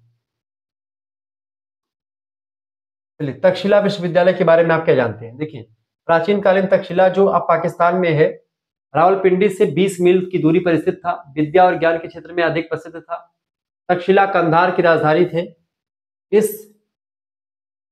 ईसवी पूर्व 6वीं शताब्दी में से ही शिक्षा का बहुत बड़ा केंद्र जो है तक्षशिला विश्वविद्यालय बन चुका था। आवागमन की कठिनाइयों के बावजूद यहाँ काशी, राजगृह, मिथिला और उज्जैन जैसे सुदूर क्षेत्रों से भी विद्यार्थी पढ़ने के लिए आया करते थे। फाहियान के समय इस विद्यालय का कोई भी अवशेष दृष्टिगोचर नहीं हुआ है, लेकिन सिकंदर के आक्रमण के समय यहाँ के दार्शनिक विश्वविख्यात थे, और इसलिए कहा जा सकता है कि उस समय भी यह विश्वविद्यालय था। जातकों से ज्ञात होता है कि जातक कथाओं से कि जीवक ने औषधि विज्ञान और शल्य चिकित्सा का अध्ययन यहीं से प्राप्त किया था। पाणिनि जैसे व्याकरणाचार्य और कौटिल्य जैसे नीति निपुण अर्थशास्त्री ने भी यही शिक्षा प्राप्त करी थी, तक्षशिला विश्वविद्यालय से। तक्षशिला में विश्वविद्यालय और महाविद्यालय जैसी शिक्षण संस्थाएं नहीं थी। यहाँ पर पारिवारिक प्रणाली के आधार पर शिक्षा की व्यवस्था की गई थी। ठीक है, आगे देखते हैं। अगला क्वेश्चन आपकी स्क्रीन पर आ चुका है। चंद्रगुप्त द्वितीय का नागवंश से क्या संबंध था, उल्लेख कीजिए। देखिए नागवंश का राजनीतिक इतिहास गुप्तों से भी प्राचीन है। गुप्तों के आविर्भाव के पूर्व इस वंश के लोग शक्तिशाली माने जाते थे, नागवंश के लोग, और उनकी विभिन्न शाखाएं पद्मावती, विदिशा और अहिछत्र में शासन किया करती थी। ये सब स्थान है जो उस समय के प्रमुख ऐतिहासिक केंद्र हुआ करते थे। प्रयाग प्रशस्ति बड़ी फेमस एक प्रकार से प्रशस्ति है जो कि प्रयागराज में लिखी हुई आपको मिलती है, समुद्रगुप्त के दौरान समुद्रगुप्त के बारे में जानकारी देती है। प्रयाग प्रशस्ति के अनुसार समुद्रगुप्त ने नागदत्त, गणपति नाग, नागसेन, अच्युत तथा नंदी को पराजित किया था। ये सब नागवंश के शासक हैं। नागदत्त, गणपति नाग, नागसेन, अच्युत, नंदी इन सभी को पराजित किया था, परंतु इनका समूल विनाश नहीं हुआ था। इस वंश के लोगों के साथ अपने संबंधों को सुदृढ़ करने के लिए चंद्रगुप्त द्वितीय ने अपना विवाह नागवंश की राजकुमारी कुबेर नागा से कर लिया था, ताकि नागवंश और जो है गुप्त वंश का जो है क्या हो, झगड़ा लड़ाई ना हो और सब सही तरीके से रहते रहे। इससे प्रभावती गुप्ता नाम की एक कन्या का जन्म हुआ था। प्रभावती गुप्ता ऊना ताम्रलेख में महादेवी कुमार नागा को नागकुल में उत्पन्न नागकुल संभूता कहा गया है। डॉक्टर आसी मजूमदार का अभिमत है कि इसी संबंध के कारण इस गुप्त नरेश को अपनी नव स्थापित सार्वभौम सत्ता को सुदृढ़ करने में सहायता उपलब्ध हुई थी। इस तरीके से चीजें आपको मिलती। तो चंद्रगुप्त द्वितीय का नागवंश की जो है राजकुमारी से शादी हुई थी, यही संबंध था। अगला क्वेश्चन है आपका, प्रतिहार शासक नागभट्ट द्वितीय पर एक टिप्पणी लिखिए। देखिए, वत्सराज का योग्य उत्तराधिकारी नागभट्ट द्वितीय था। वह कट्टर साम्राज्यवादी था। उसने कान्यकुब्ज पर आधिपत्य स्थापित कर लिया था। प्रतिहार शासक नागभट्ट द्वितीय ने अपनी राजधानी अवंती से हटा करके कन्नौज बनाया था। इसको पराजित करके हर्षवर्धन को। उसने मुंगेर में मगध और बंगाल के शासक धर्मपाल को भी पराजित किया। मतलब ये वही बहुत प्रतापी शासक था। मुंगेर के पास पाल प्रतिहार के मध्य युद्ध हुआ, जिसमें प्रतिहारों को सफलता मिली। उसके अतिरिक्त उसने आनर्त उत्तरी काठियावाड़, मालवा, मत्स्य, पूर्वी राजपूताना, हिरात, तुरुस्क और कौशाम्बी हिवस्सों को भी पराजित किया। आंध्र, सिंध, विदर्भ और कलिंग के राजाओं ने भी उसके प्रति वैसा ही आत्मसमर्पण किया जिस तरह से पतंग दीप शिखा के प्रति करते हैं। पतंग माने से पतंगा होता है, कीट पतंगा, जिस तरीके से जो दीपक होता है उसमें जाकर के झुलस जाता है, इसी तरीके से इसके सामने गुर्जर प्रतिहार वंश के शासक नागभट्ट द्वितीय के समक्ष उस तरीके सारे राजा महाराजा भस्म हो गए। प्रारंभ में नागभट्ट द्वितीय गोविंद तृतीय के द्वारा पराजित जरूर हुआ था, परंतु 814 ईस्वी में गोविंद तृतीय की मृत्यु के बाद में राष्ट्रकूटों के आंतरिक कलह हो जाती है और आंतरिक कलह के कारण नागभट्ट द्वितीय को उनके खतरे से मुक्ति मिली। वह अपने वंश का वास्तविक संस्थापक था। नागभट्ट द्वितीय उत्तर भारत का एक शक्तिशाली सम्राट था। बात आप ध्यान रखिए। अगला क्वेश्चन, भोज की सांस्कृतिक उपलब्धियां लिखिए। महाराजा भोज भोज विजेता के साथ साथ साहित्य, संस्कृति और कला का भी प्रेमी और संरक्षक था।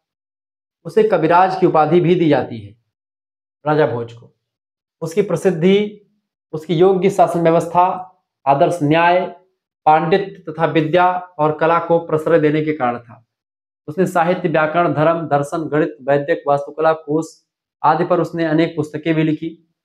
सरस्वती कंठाभरण, शब्द अनुशासन, सम्रांगण, सूत्रधार, ये तमाम प्रकार की रचनाएं किसकी हैं? ये सब इसी की हैं, राजा भोज की ही हैं। आगे देखें, भोज परिवार के साम्राज्य विस्तार का उल्लेख कीजिए। देखिए, भोज अपने समय के उत्तर और दक्षिण भारत के सभी प्रमुख राजाओं को उसने एक एक बार अवश्य पराजित किया। सभी शासक उसके भय से त्रस्त थे। भोज का साम्राज्य पूर्व में कलिंग और चेदी से लेकर के उत्तर तथा पूर्वोत्तर में ग्वालियर से होते हुए उत्तर प्रदेश और बिहार का कुछ भाग, पश्चिम में लाट और वहां से समुद्र के किनारे किनारे आप्रांत तथा कोंकण का पूरा तट जो है उत्तर और उत्तर पश्चिम में मेवाड़ तथा मारवाड़ के एक बड़े भाग तक फैला हुआ था। इस तरीके से भोज परिवार के बारे में मैंने आपको बताया और आगे मिलता रहेगा और चीजें आपको मिलती रहेंगी। ठीक है, आप एजुकेशन का मॉडल पेपर देख लीजिएगा, ऑब्जेक्टिव वाला जिन बच्चों ने नहीं देखा देख लीजिएगा, फर्स्ट सेमेस्टर का पढ़ा हुआ है। ऐसे सभी सब्जेक्ट का जो है ऑब्जेक्टिव वाला भी हो चुका है, इसका भी हो चुका है, या मेडिकल हिस्ट्री का भी। जिन बच्चों को जुड़ना है, पीडीएफ नोट्स प्राप्त करने हैं, ऑब्जेक्टिव का भी लिखित का भी, सभी के लिए नोट्स तैयार हो चुका है। 91 61 93 60 62 इस नंबर पर आप व्हाट्सएप पर एसएमएस कर दीजिएगा।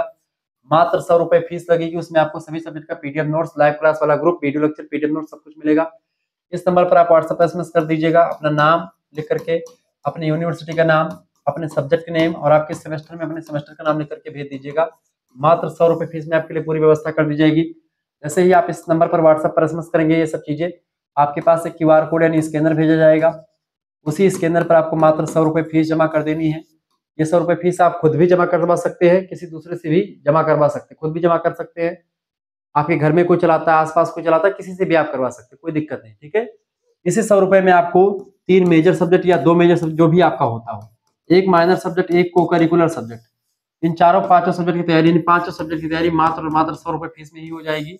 सभी सब्जेक्ट की तैयारी इसमें आपको, चाहे परीक्षा आपकी ऑब्जेक्टिव हो रही है, ठीक है, चाहे परीक्षा आपकी लिखने वाली आ रही है, परीक्षा का अंतिम चरण चल रहा है क्योंकि इसी महीने में आपकी परीक्षा नवंबर दिसंबर में, और उसके लिए लेक्चर बहुत ही महत्वपूर्ण 2026 की परीक्षा, 27 की परीक्षा सभी के लिए इंपोर्टेंट होगा।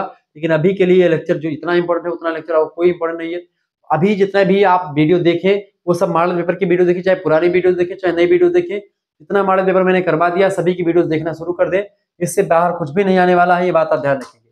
सभी सब्जेक्ट का मिलेगा। आप देखें, राम मनोहर लोहिया विश्वविद्यालय के बच्चे जुड़ सकते हैं, वीर बहादुर सिंह पूर्वांचल, महात्मा गांधी काशी विद्यापीठ, जनरल चंद्रशेखर बलिया विश्वविद्यालय, सिद्धार्थ कपिलवस्तु, डीडीयू, मां पाटेश्वरी विश्वविद्यालय बलरामपुर, ठीक है, महाराज सुखदेव आजमगढ़ विश्वविद्यालय, ठीक है, चौधरी सिंह मेरठ विश्वविद्यालय, छत्रपति शिवाजी महाराज कानपुर विश्वविद्यालय, professor Rajju Bhai state university Bundelkhand university Jhansi, ठीक है, डॉक्टर भीमराव अम्बेडकर आगरा विश्वविद्यालय, मासा कुंभरी Saharanpur, Raja Mahendra Pratap Singh state university, MJ प्यारे बरेली रोहिलखंड विश्वविद्यालय, लखनऊ विश्वविद्यालय, बिहार के सारे विश्वविद्यालय, राजस्थान के विश्वविद्यालय, झारखंड के विश्वविद्यालय, उत्तराखंड के विश्वविद्यालय, मतलब जहां पर भी हिंदी समझी जाती है उन सभी के लिए बहुत महत्वपूर्ण होगा। तो आप सभी लोग हमारे ग्रुप से जुड़ करके अच्छी तैयारी कर सकते हैं।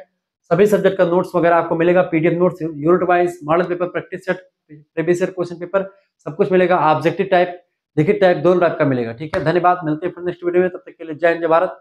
आप सभी का बहुत बहुत धन्यवाद हमारे जुड़ने के लिए। इसी प्रकार से अपना प्यार बनाए रखेंगे। हमारे 2 चैनल और भी हैं, को करिकुलर मास्टर एक चैनल है जहां पर को करिकुलर की तैयारी होती है, को करिकुलर मास्टर, और दूसरा है बीए क्रैकर। दोनों चैनल को आप सब्सक्राइब कर लीजिएगा। बहुत बहुत धन्यवाद। जय हिंद जय भारत।